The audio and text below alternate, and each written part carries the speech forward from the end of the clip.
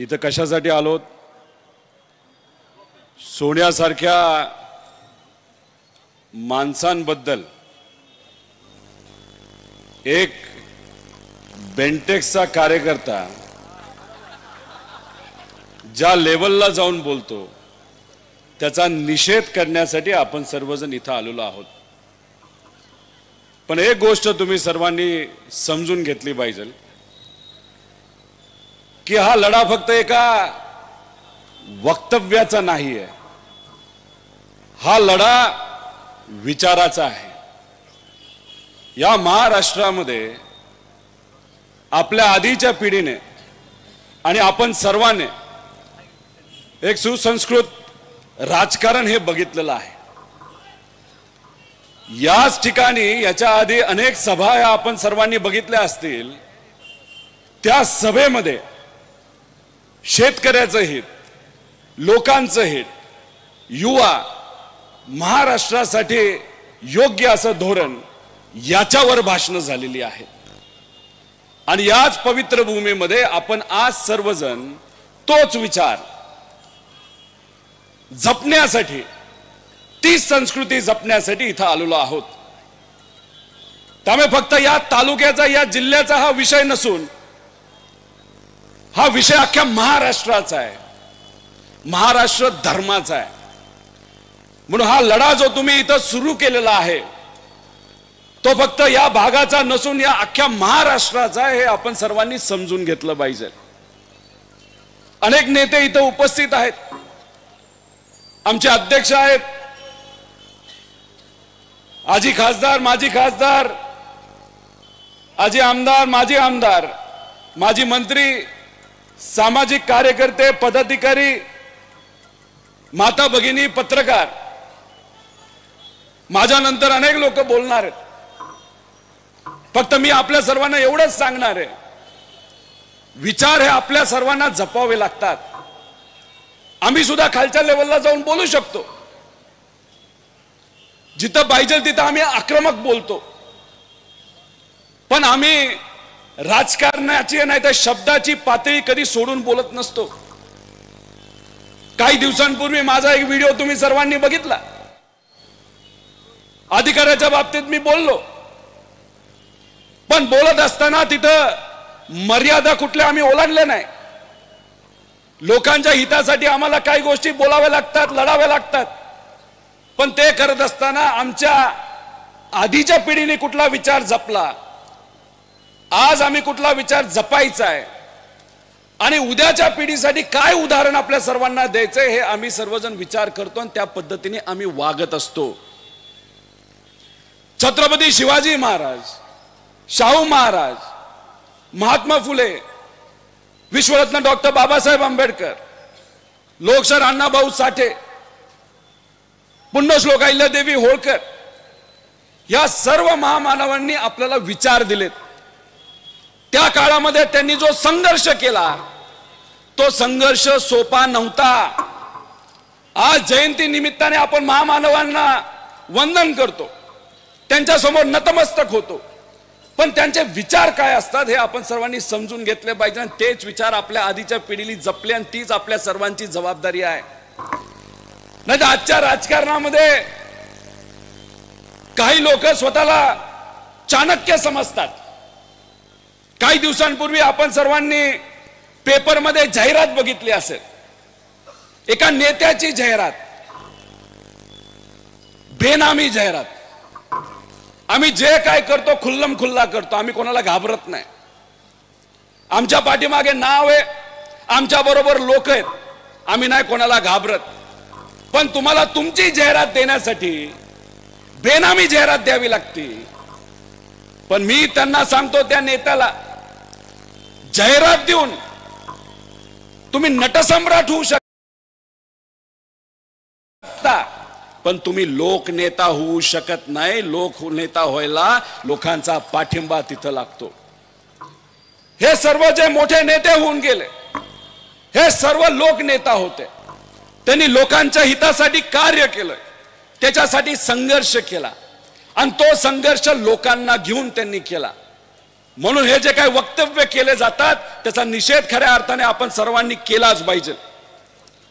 आपण जर बघितलं तर हा पुरोगामी जिल्हा ज्याच्यामध्ये यशवंतराव चव्हाण साहेब असतील, वसंतदादा पाटील, राजाराम बापू असतील, एन डी पाटील असतील, तसंच पतंगरावजी कदम साहेब असतील, आराराबा पाटील साहेब असतील, तसेच साहित्यिक खरात भाऊ असतील, श्री शिवाजी बापू शेंडगे असतील, माजी मंत्री सुरेशजी खाडे असतील, हे सर्वजण या भूमीतले नेते.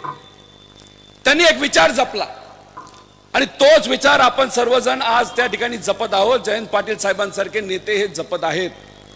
मी आपल्या सर्वांना विचारतो, जेव्हा केव्हा तुम्ही याच्या आधी सांगलीच्या बाहेर जात होता, महाराष्ट्रात फिरत होता, तेव्हा या सर्व महामानवांची नावं घेतली जात होती का नव्हती?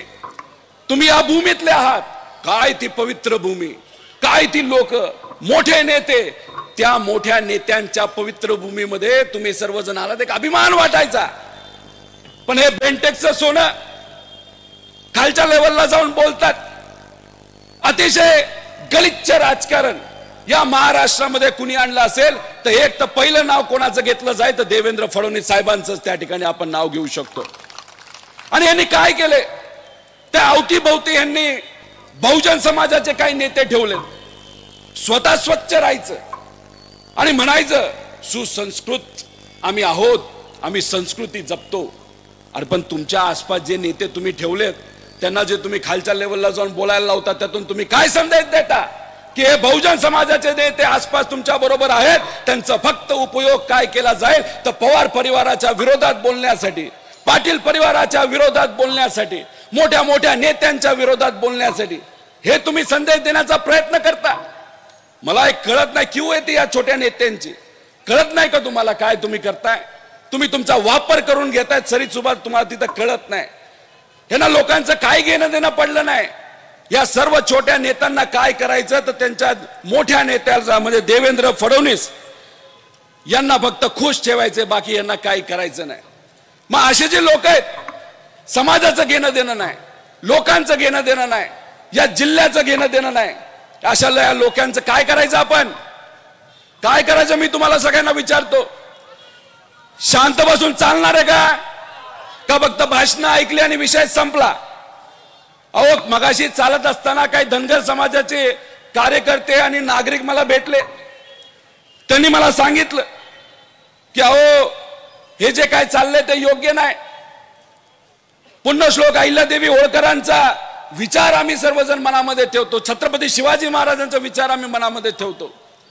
अहो हा कार्यकर्ता ज्या मतदारसंघातून येतो त्या पवित्र भूमीमध्ये महामानव पुण्यश्लोक अहिल्यादेवी होळकरांचा जन्म झाला, त्यांचे विचाराचे आम्ही सुद्धा वारसदार आहोत. पण जेव्हा आंदोलन करायचे, राजकारण करायचे, या महामानवांचं नाव हे बेंटेक्सचं सोनं तिथं घेतात.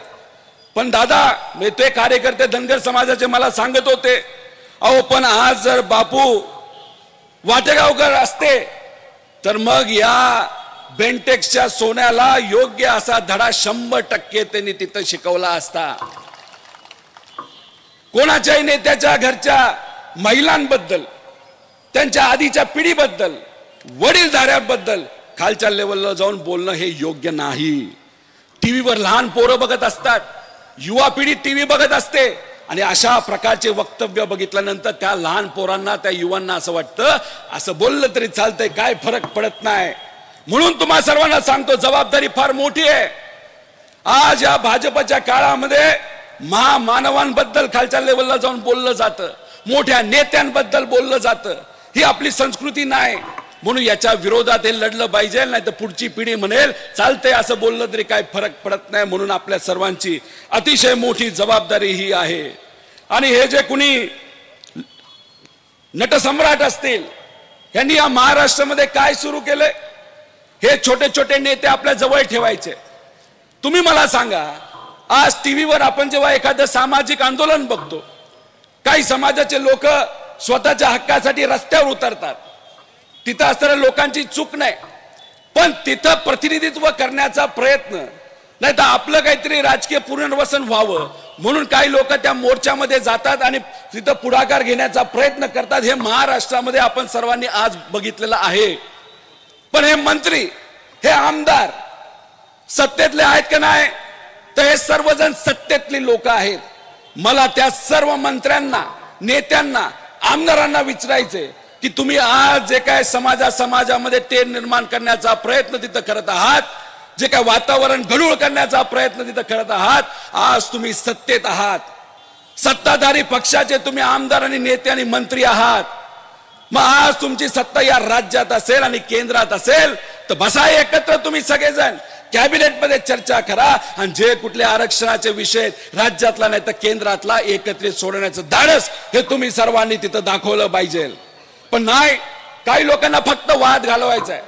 लोकसभेच्या काळामध्ये हिंदू मुस्लिम केलं, विधानसभेच्या काळामध्ये ओबीसी मराठा केलं, आज मुंबईचं इलेक्शन आहे म्हणून तिथं काय करतात, मराठी आणि अमराठी, शाकाहारी आणि मांसाहारी, आणि आता स्थानिक स्वराज्याचं इलेक्शन जवळ आले, परत काय सुरू केलं यांनी की धनगर विरुद्ध एसटी, त्याच्याबरोबर बंजारा विरुद्ध एसटी। अरे काय चाललंय? मी इथं असणाऱ्या शेतकऱ्याला विचारतो, आज टीव्हीवर नाही तर नेत्यांच्या माध्यमातून जे कोणी सत्तेत आहेत, शेतकऱ्याचा एक तरी मुद्दा ते घेतात का? कर्जमाफीचा एक तरी मुद्दा या नेत्यांनी इलेक्शन झाल्यानंतर घेतला का? आमच्या महिला सुरक्षेचा विषय घेतला नाही, आमचे युवा डिग्री आहे 10 लाख रुपये खर्च केला पण नोकरी नाही, आमचे विद्यार्थी, काल एका आंदोलनाला मी गेलो होतो, त्या आंदोलनात महाज्योती, ओबीसी समाज, मराठा समाज, धनगर समाज, तिथं असणारा सगळा आदिवासी समाज, याचे पोरं पोरी तिथं आंदोलन करत होते। 7 दिवस सत्तेतला एक सुद्धा माणूस तिथं गेला नाही आणि पुणे शहरामध्ये देवेंद्र फडणवीस 2दा येऊन गेले तर या बहुजन समाजाच्या सामान्य लोकांच्या पोरापोरींना भेटण्यासाठी ही लोक गेली नाही का? कारण हे तुम्हा आपल्या सगळ्यांना गृहीत धरतात। ह्यांचं असं मत आहे की समाजामध्ये वाद निर्माण केला तर होऊन जाते, आपण निवडून येतोय, त्यामुळे आपल्या सगळ्यांची जबाबदारी ही मोठी आहे, आपल्या सांगलीकरांची जबाबदारी मोठी आहे, महाराष्ट्राच्या प्रत्येक व्यक्तीची जबाबदारी ही मोठी आहे।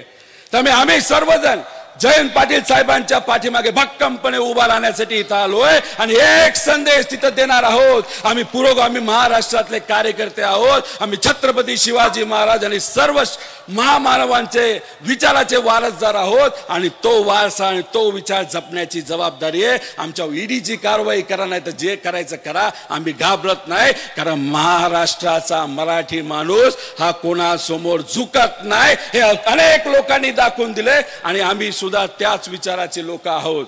त्यामुळे लढायचं ना? भुका लागल्यात काय? नक्की का?